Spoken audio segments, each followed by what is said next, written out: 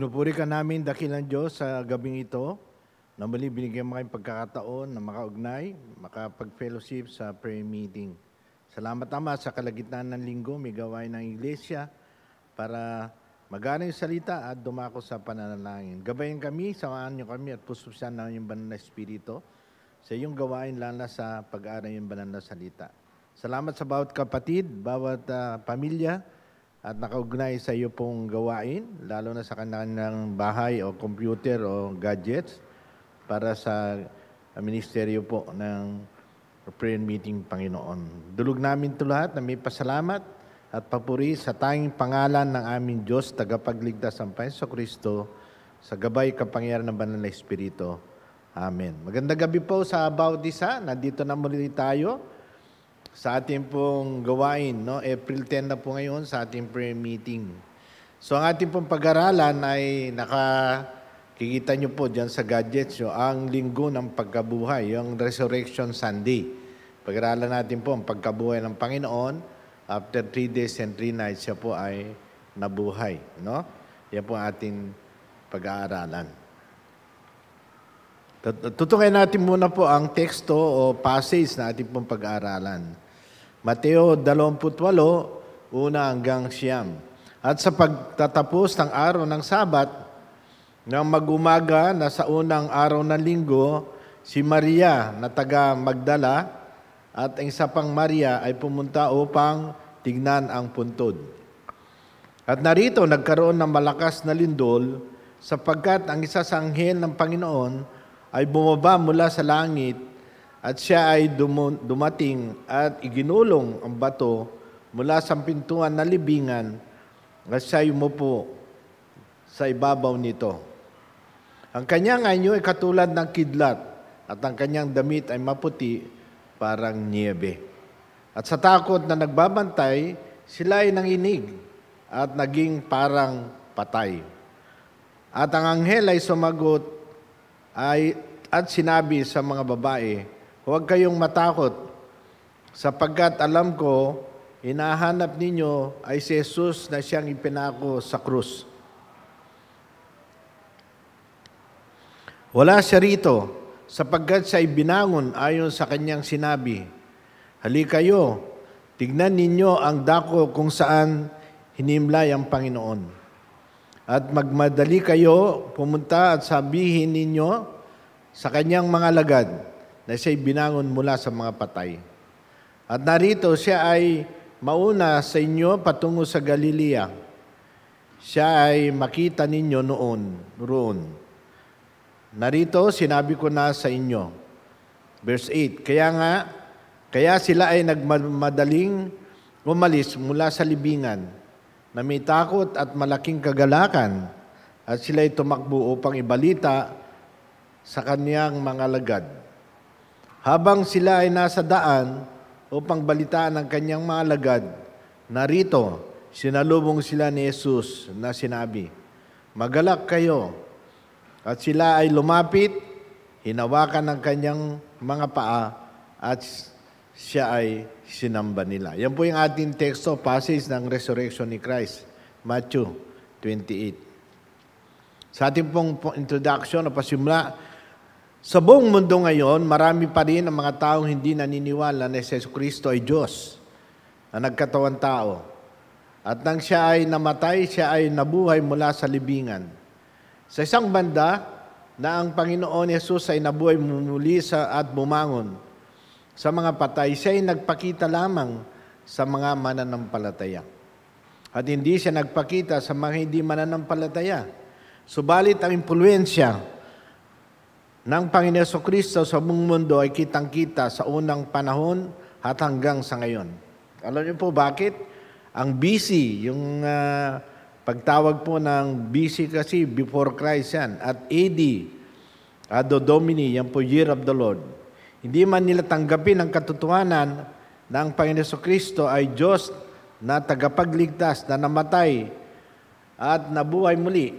Subalit, ang katotohanan at manatiling pwede nating patutuhanan at isalaysay sa sa bawat tao na naghanap ng katotohanan na ang kaligtasan sa kanila mga kaluluwa ay si Kristo. Kaya yun po yung makita natin, ang impluensya sa buong mundo. Kaya napakarami pong reliyon. Pero ang impluensya at katotohanan ay nandiyan pa rin, dala-dala ng Panginoon sa ating panahon noon at hanggang ngayon. Kaya yung BC, no? Minsan nakapanood ka ng pelikula ng Roman Empire, nakalagay BC. Oh. Tapos yung AD, ang panahon na Roman Empire naman, Anno Domini, Year of the Lord. Yan po ating makita. Ang patunay na muling pagkabuhay ng Panginoon. Dito na po tayo sa unang prinsipyo. Kailangan po mapatunayan kasi. Maraming nagsasabi na hindi naman totoo. Kaya ang Panginoon ay pinasulat niya sa banal na kasulatan, sa gospel, para ito ay ating basihan at paniwalaan. Una, ang ibinigay na ulat ng mga anghel ng Diyos. Siya ang angel kasi, sila po yung messenger ng Panginoon. Kaya bumabasa mula sa langit, yung binasa natin ang isang anghel at ginulong niya yung bato. Sila po yung mensahero ng Panginoon. Matthew 28:6, siya ay wala rito pagkat siya ay nagbangon. Yan ang mensahe ng anghel. Dito naman sa Lucas 24, versikulo 5 hanggang 7, Bakit ninyo hinahanap? Bakit ninyo hinahanap? Bakit hinahanap ninyo ang buhay sa gitna ng mga patay? Wala siya rito. Siya nasa Galilea pa na sinasabi, kinakailangan na ang anak ng tao ay bigay ang kamay ng mga taong makasalanan at nagbangon muli sa 3 araw. Yan ang binanggit ng mga anghel. Okay, ang kanyang libingan ay walang laman, the empty tomb. So, hindi lamang ang Panginoon nagbangon, kundi nakita natin yung kanyang pinaglibingan ay wala na siya doon. Siyempre, ang kwento ng mga sundalo na natakot na makita yung anghel, ay binalita nila na ayon sa mga reliyosong tao, yung scribe at Pharisee nung Sanhedrin, na ang reason nila, ninakaw ang Panginoon. Hindi mo magawa yun. No? Sa bigat lang ng bato, hindi mo matanggal. Kaya yung, sabi niya riyan, ay the empty tomb. Wala ng Panginoon sa kanyang libingan. So, gawa yan ng Diyos. Kasi hindi mo basta matanggal yung bato nakalagay doon.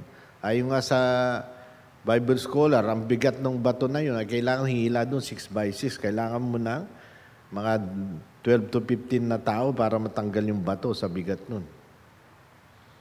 Okay, Mark 16, verse 6, at sinabi niya sa kanila, huwag kayong mamangha.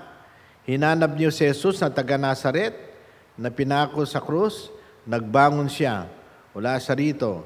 Narito ang dako kung saan siya ay inilagay. So wala na po siya sa libingan. No? Kailangan natin po yan ay panghawakan, na empty na po yung tomb niya. Okay, dito na po tayo sa John 20, John 20, versikulo 5 at saka hanggang 7. Nang siya ay yumuko at nakita niya ang telang lino na nakalapag, gayunman hindi siya ang pumasok.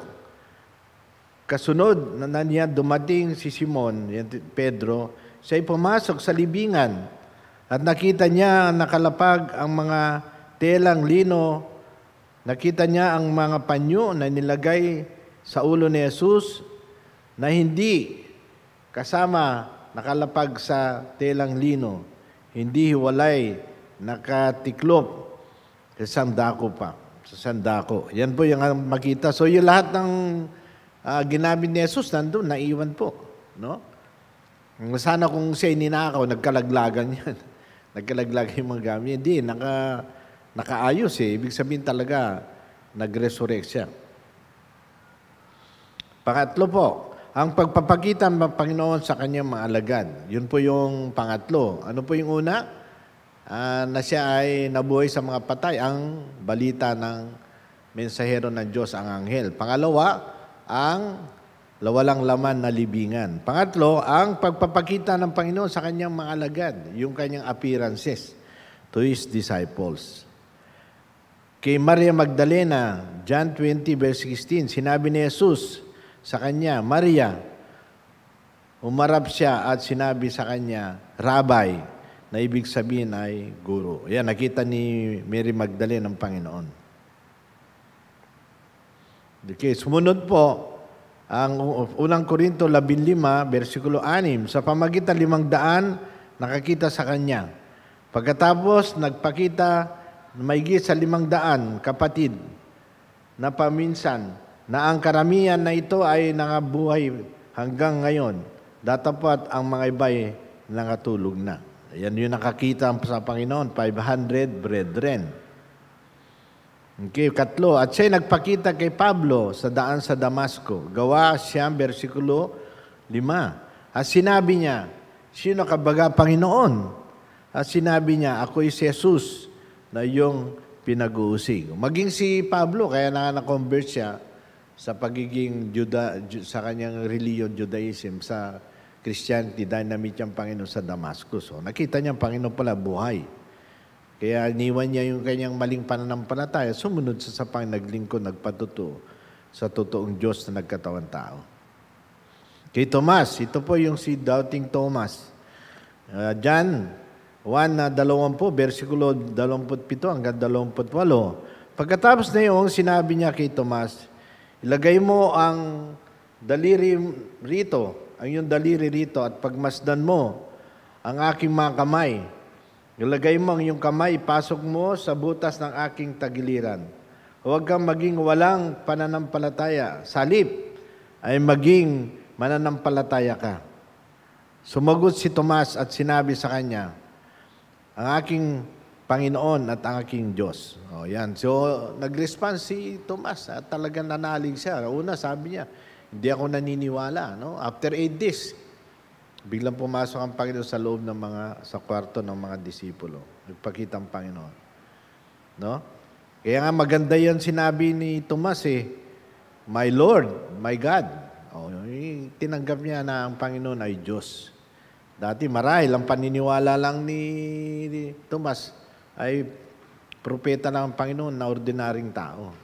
Kung tao yung nagbuhay sa mga patay, bumangon, ayan ang Mesias, yan ang Kristo. Kaya tinawag niyang My Lord, my God.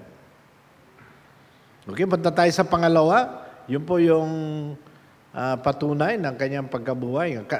Punta tayo sa pangalawa. Ang katawan ni Jesus, pagkabuhay niya muli. Anong katawan ba meron siya kung siya nabuhay na maguli?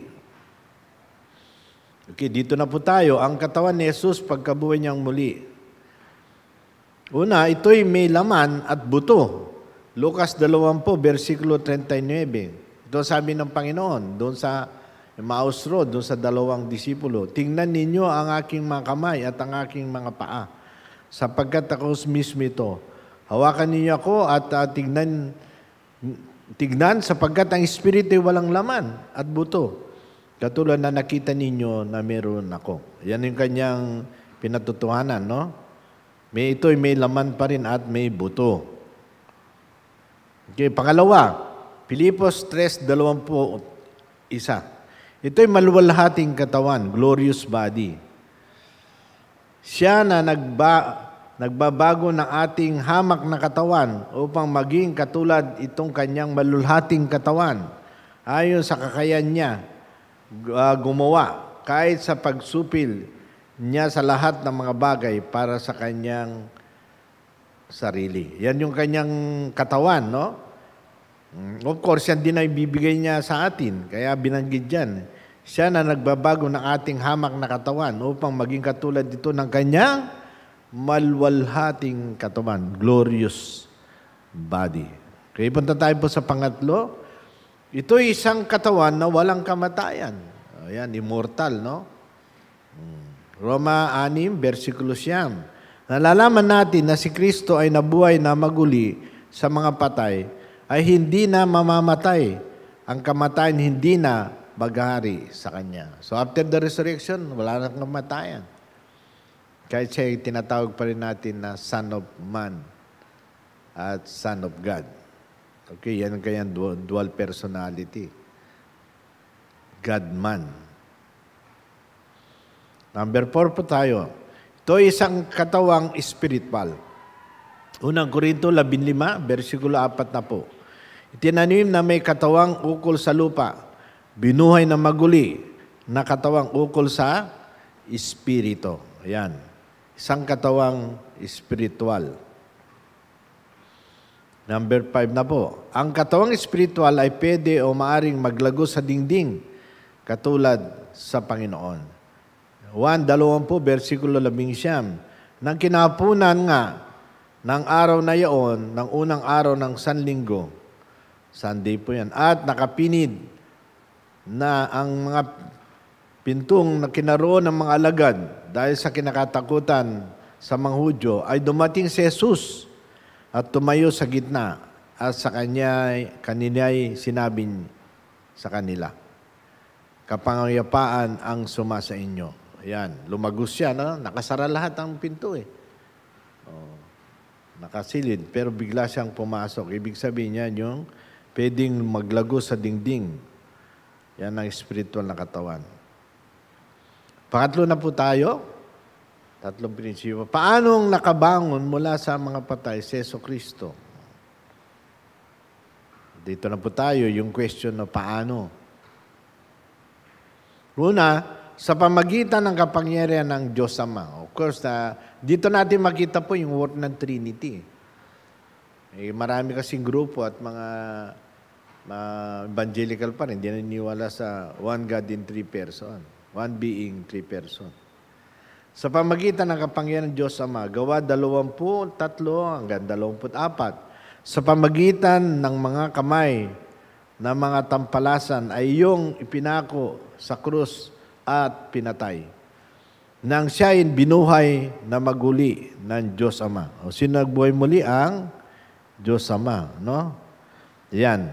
So, pangalawa, sa pamagitan ng kapangyarihan ng Panginoon Kristo mismo. Diyan, 1 pa rin, 10, versikulo 17 hanggang 18. Dahil dito, inibig ako ng Ama, sapagkat inalay kong aking buhay, upang ito ay makuha ko muli, upang walang sino man makakaagaw nito sa akin. Subalit inalay ko ito mula sa aking sarili. Meron akong kapamalahang ialay ito at meron akong kapamalaan kunin ito muli. Ito ang utos na tinanggap ko mula sa aking Ama. Ayan. So, ang Panginoon mismo, binuhay niya sarili niya. Siyempre kasi Diyos siya eh. Diyos siya nagkatawan tao. Of course, ang panghuli, sa pamagitan ng kapangyarihan ng banal na Espiritu. Unang Pedro 3, versikulo 18. Siya'y pinatay sa laman, ngunit binuhay sa Espiritu. Ayan. Yan po ang ating pagkabuhay muli ng Panginoon. So ating tinitingnan yung katotohanan ng pagpapahayag ng banal na kasulatan. Sino nagbuhay sa Panginoon? Jesus, ang Diyos Ama. Ang sarili niya, ang Diyos Anak. Tapos ang pangatlo ay ang Diyos Banal na Espiritu. Punta tayo po sa pang-apat. Ang resulta ng muling pagkabuhay ng Panginoon Jesus. Number 1 po, pinatunayan nito na may Diyos. Paano mabubuhay muli si Jesucristo mula sa mga patay? Siya ay nabuhay sapagkat binuhay siya na isang Diyos na totoo. Ayan. So, marami pa rin tao hindi naniniwala may Diyos. Naalala ko yung nasa panigitan lang ako, may kapatid si Archie, nag-aaral sa Baguio. Catholic school yung school niya. Bandang uli, naturilyo siya kasi sabi nung teacher niya, atheist pala, hindi niniwala sa Diyos. Naniniwala ka sa Diyos. Naniniwala ka sa Bible. Gawa lang ng tao yan. Naturilyo siya. So, kailangan pinatunayan ng pagkabuhay ng Panginoon na may Diyos. Siya isang Diyos na totoo. Siya nagbuhay sapagkat binuhay siya na isang Diyos na makapangyarihan. No? Pangalawa, pinatunayan nito ang pagka-Diyos ni Kristo. Roma 1, versikulo 4, na pinahayag ng anak ng Diyos na may kapangyarihan sa mamagitan ng pagkabuhay na maguli sa mga patay. Ayan. At pinup niya na si Christ ay God, the deity of Christ. Pangatlo, nangangahulugan ito na ang kaligtasan sa kasalanan at kamatayan ay naganap na. Roma 6, versikulo 23, sapagkat ang kabayaran ng kasalanan ay kamatayan, ngunit ang walang bayad na kaloob ng Diyos na buhay ay buhay na walang hanggan kay Kristo Jesus na ating Panginoon. Yan ang ahulugan ito ng kaligtasan sa kasalanan at kamatayan. Kasi anong kwenta ng reliyon o simbahan kung ang Panginoon ay walang pagbibigay ng pagkabuhay ng maguli? Anong sense yan? Kahit simba ka ng simba, nagpapanata ka, gumagawa ka ng mabuti. Walang sense yan kung walang resurrection, kung walang pagkabuhay ng maguli. Sinabi ni Jesus na nalubos na ang kaligtasan nang mamatay siya sa krus. At pinatutuan nito ng kanyang muling pagkabuhay. Kaya yung sinabi ni Christ doon sa Calvary na sabi, it is finished, naganap na. Ang kamatayan ng Panginoon, nagdadala rin niya ng pagtubos at ang pagkabuhay niya, nagdadala rin niya ng pag-asa at pagkabuhay din muli. Kasi nawala yun ang buhay niya. Nawala rin ang buhay natin pag namatay tayo dahil sa kasalanan. Pero ang katagumpayan, dala-dala niya. Kaya that is the final victory is the resurrection of Christ. Okay, number 4 po tayo. Resulta muling pagkabuhay ng Panginoon Jesus. Tiniyak na muling pagkabuhay ni Jesus na lahat ay muling mabubuhay. So ito, tiniyak ng Panginoon, ang kaya resurrection bilang Diyos nagkatawan tao, merong resurrection lahat ng tao. Kaya hindi totoo yun na pag namatay, ay mabuti pa si Mang Tomas, nagpapahinga na, namatay na. Hindi yun, meron pang buhay sa kabila. mayroong resurrection, no? O, basahin natin. Tiyak na muling pagkabuhay ni Jesus na lahat ay muling mabubuhay. John 1:5, versikulo 28 hanggang 29. Huwag kayong mamangha sa bagay nito, sapagkat darating ang oras na ang lahat ngayong nasa libingan ay makakarinig ng kanyang tinig. At sila'y na gumawa ng mabuti ay babangon patungo sa muling pagkabuhay na walang hanggan. Subalit, ang mga gumawa ng masama ay babangon patungo sa muling pagkabuhay sa kahatulan. So, dalawang resurrection, no? Lahat ng nakikristo gumawa ng mabuti. Of course, ang good works ni Christ lang ang magbibigay sa atin ng justification. Kaya in Christ, no? Ay babangon sa muling pagkabuhay. Yung hindi na magkumilala kay Kristo dahil sa reliyon o simbahan at mabuting gawa na inaasahan nila, babangon sila sa pagkabuhay sa kahatulan. Okay, dalawa. Lahat ng tao. Okay, number 4 tayo. Tiniyak ng muling pagkabuhay ni Jesus na lahat ay muling mabubuhay. Yan po yung ang matuwid sa buhay na walang hanggan, ang di matuwid sa isang napupuot na hukom upang sila'y parusahan. Then number 5, inianda nito ang kaganapan ng kanyang sunod na pangako. Ano yung pinangako ng Panginoon nang siya nabuhay? Kasi kung di siya mag-resurrect, hindi niya may pwedeng ipapangako yung babalik ako muli. In second coming. Lalo yung paganda ng ating lugar. John 14 verse 3, kapag ako'y nakaparoon na, kaya nga bumakit ng Panginoon, at makapagananda ko para sa inyo, ako ay muling babalik. Kayo aking tatanggapin sa aking sarili upang kung saan ako naroon ay dumuon din kayo. Yung kanya, no? Inihanda nito ang kaganapan ng kanyang sunod na ipinangako. Okay, number 6 po tayo. Resulta muling pagkabuhay ng Panginoon Kristo. Ang kapangyarihan ng kanyang pagkabuhay na muli. Upang makilala ko siya, sabi ni Apostol Pablo, Filipos 3:10, at ang kanyang kapangyarihan, ang kanyang muling pagkabuhay, at ang pakikipagkaisa sa kanyang paghirap upang matulad ako sa kanyang kamatayan.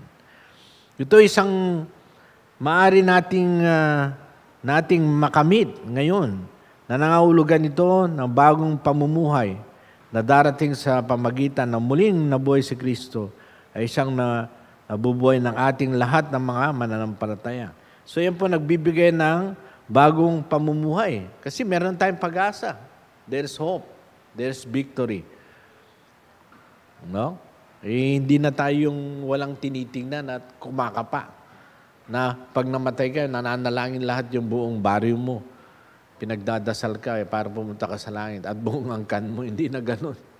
Buhay ka pa, hawak mo ng katotohanan. Kasi ang kamatayan darating at tiyak ang kamatayan. Dahil sabi niya sa Hebrews 9:27, nakatakda sa tao minsan mamatay pagkatapos ng paghukom. Kaya kung may pagkabuhay, may nawakan tayong katotohanan at pagharap sa Panginoon ng buhay na walang hanggan. Conclusion at aplikasyon na po tayo. Ang muling pagkabuhay bukod sa bisa ng panalangin ay kapangyarihan. Pinakadakila sa lahat ng kapangyarihan sa mundo. Daig na muling pagkabuhay ang kapangyarihan ng nuclear bomb. May kakayang magbigay buhay sa lahat ng mga patay. Yan nasabi ni Alban Douglas, no? Yung nagsulat ng 100 Bible lesson. Higit pa raw sa nuclear bomb ang pagkabuhay ng Panginoon. Bakit?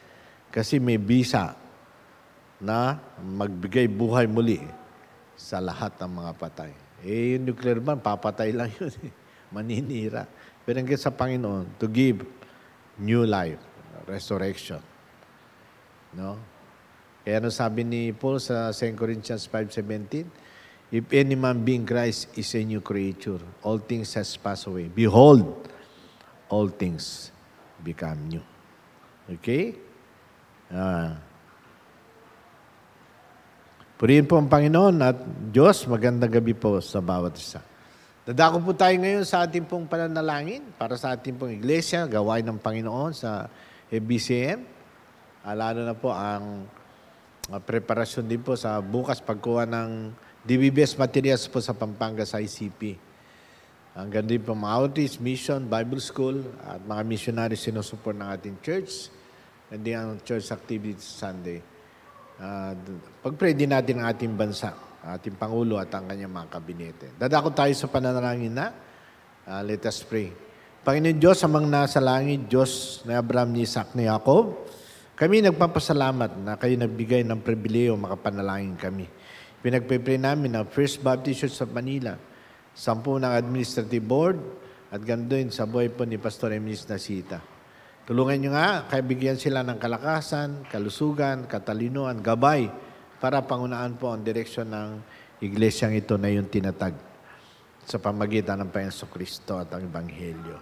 Salamat po, Panginoon, na pwede namin idulog ang gawain bukas sa pagpunta sa ICP sa Mexico, Pampanga para makakuha ng mga DBBS materials na gagamitin sa summer. Kaya tulungan nyo kami, gabayan nyo, maging po ang magdadala ng sasakyan, ng driver, at ang bawat manggagawa rin mag-avail ng mga DBBS materials bukas. Pinagpipray din namin, Panginoon, mga mission outreach at bawat isa na lumalabas at nagba-Bible study, maging kay Pastor Nasita sa Bible study niya sa Qatar, sa US. Ganun din po si Pastor Edrosolo at Sister Sally sa pag-Bible study rin nila sa labas. Ganun din sa amin po sa mga Bible study at outreach. Salamat sa iyong gabay. Maging sa gawain niyo po sa kina Pastor Ken, sa Antipolo, at gawain niyo rin San Mateo, at ganun din po sa UP Bliss na binuksan niyo, Panginoon, at ang gayon ay may pagsasamba na. Salamat din pang Panginoon na may panalangin namin ng mga missionary at mga mission work nyo sa Bisaya, sa Mindanao, Bisaya at dito sa Luzon. Hindi po yung mga missionary po na sinusuport ng First Baptist sa Manila, sa South Asia at Africa at Mindanao, at dako po ng Pacific. Tulungan nyo nga po, yung mga missionary po nandiyan po sa Bangladesh, sa gawain po sa Thailand, sa Cambodia, sa Vietnam, ganun din po sa Myanmar. At ganun din po sa gawain nyo po sa dako po ng Africa, Tanzania at Uganda. Ganun din po sa Pacific, sa Haiti po. At gawain nyo rin po, Panginoon, sa manggawa nyo sa missionary si Pastor Morales sa Israel, sa Tel Aviv, na medyo magulo po ngayon. Pinagpipray din namin, Panginoon, ang mga Bible school na sinusuport ng church, maging sa Luzon, beside Mindanao. At salamat sa nagpapatuloy yung mga worker nyo sa para lang Biblia, para mag-train ng mga kabataan at full-time ministry, para sa full-time ministry. Naway, patuloy silang subaybayan, tulungan, enhance po ang dedikasyon po ng mga teachers sa Bible school at seminary. Nandi po yung mga estudyante na nag-commit, maging sa mga married na mayroong puso para sa iyo pong gawain. Tulungan niyo rin po, maging ang Bible school dito sa Pampanga na pinapangunahan ni Pastor Willie Dilon ng kanyang may bahay sa patuloy nila ng pagkaklase na matrain at may handa rin po at magkaroon po ng maraming gawain, mission, ang mga estudyante po ni na Pastor Willie at Sister Winnie. Salamat maging sa Bible School na nagpapatuloy sa Quezon, Nueva Ecija, sa lugar po ni Pastor Lucio Taban, Panginoon. Nagpipray din namin ang mga kapatid namin po sa gawain sa fundamentalism at Trinitarianism sa Amerika, dito sa Pilipinas, na pagpalain nyo sila, bigyan ng katatagan, manatili sa katotohanan, at patuloy pahayag ang Ebanghelyo at ang katotohanan tungkol sa isang Diyos na buhay na nasa tatlong persona, Diyos Ama, Diyos Anak at Diyos Banal na Espiritu. Pinapanalangin din namin ang Sunday activity ng Church, Panginoon, sa darating na linggo. Pagpalain niyo po ang early morning worship, maging speaker niyo, Panginoon, na si Pastor Ken Gomez sa early morning. Ganun po speaker niya sa mid-morning worship, kasama ng choir, kasama ng MC, kayo magpala, manguna. Ganun sa Vesper House, sa parutuloy na pagtuturo at pagpayag ni Pastor sa mga doktrina sa Biblia, Panginoon. Tulungan niyo nga po, Panginoon, na lalong tumatag, tumibay ang bawat isa sa kanilang pagdako sa gawain, sa pagsamba at pag-aaral sa Sunday School. Palain niyo po ang Sunday School at bawat guro niyong gagamitin at bawat estudyante sa bawat departamento na sila po'y patuloy pong dumalo at maging kabagi sa Christian education and church.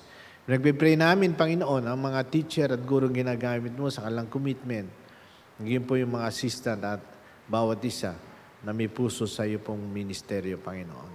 Salamat po, pinagpipray din namin, Panginoon, ang mga organisasyon ng church, maging po ang Dorcas at Gayos, nandun po ang Young People sa panguna ni Brother Jeffrey Tabak.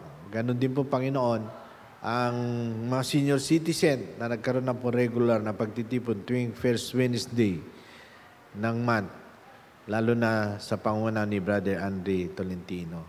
Salamat, Panginoon Diyos, na nandyan ang iyong kilos kapangyarihan para patibayin at gamitin ang buhay ng bawat sa kanilang pagtatalaga at pagbibigay ng panahon sa kanilang dedikasyon.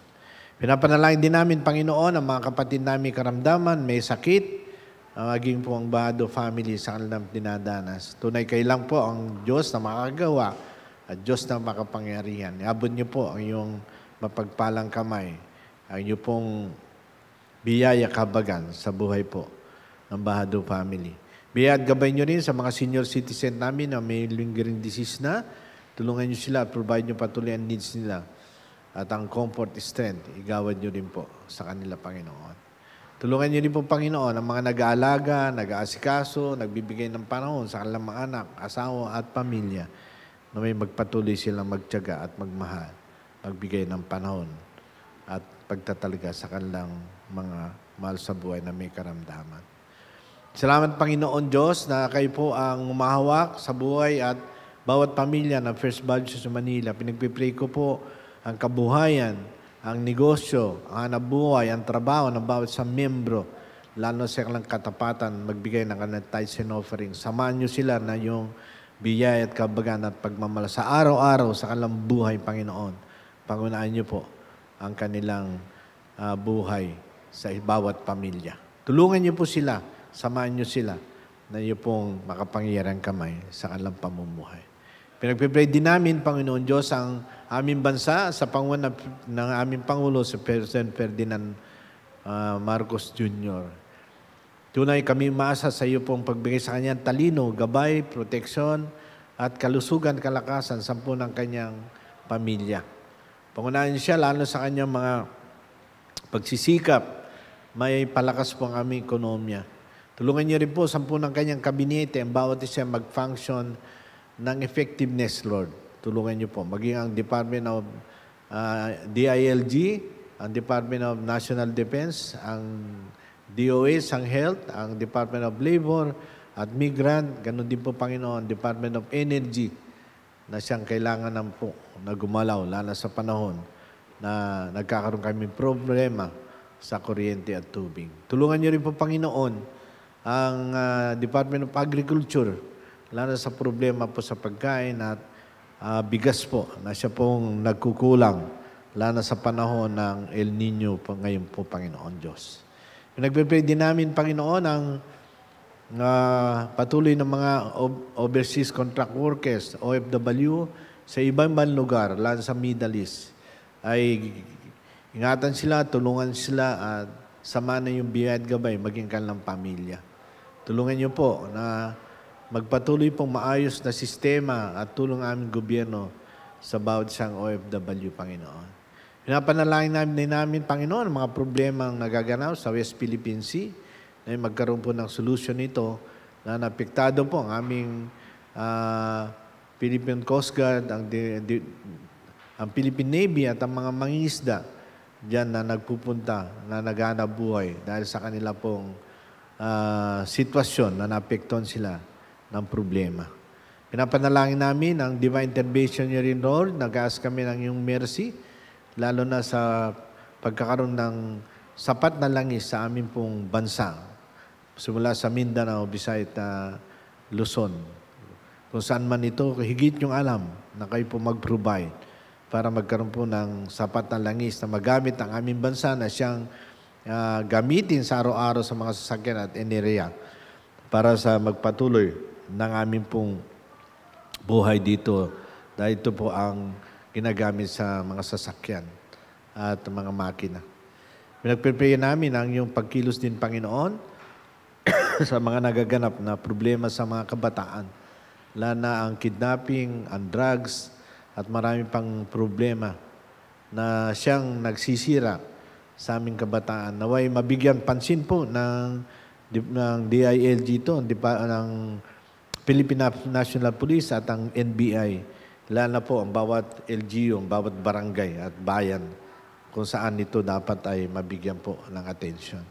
Hinugabin din namin, Panginoon, ang maraming sakit na dumarating sa aming bansa, lalo na ang whooping cough, ang dengue, ang iba pang infection, naway mapansin din ito ng aming Department of Health at bawat barangay at bayan magkaroon po ng maagang solusyon at pag-agap, lalo ng mga nagkakasakit ng mga bata. Salamat, Panginoon, na kayo po nakikinig, kayo pong umaabot sa bawat isang anak nyo na binigyan nyo po ng pagkakataon na manalangin. Na sinabi niyo sa Matthew 7:7, kami po ay kumato, kami po ay humingi, kami po ay pagbubuksan nyo at sasagutin nyo. Kaya naasa namin lahat ito sa iyong panahon, Panginoon, sa iyong kalooban, sa iyong gabay, sa iyong kabagan at biyaya. Salamat, Panginoon, na kayo po ang dumidinig at gumagabay at tumutugon sa aming mga panalangin. Tinatas ka namin, pinupuri ka namin, nilulhati ka namin, dakilang Diyos. Sa pangalan ni Kristo Jesus na aming Panginoon Diyos, tagapagligtas, sa kapangyarihan gabay ng banal na Espiritu, ta aming dalangin ay may puri at pasalamat. Amen.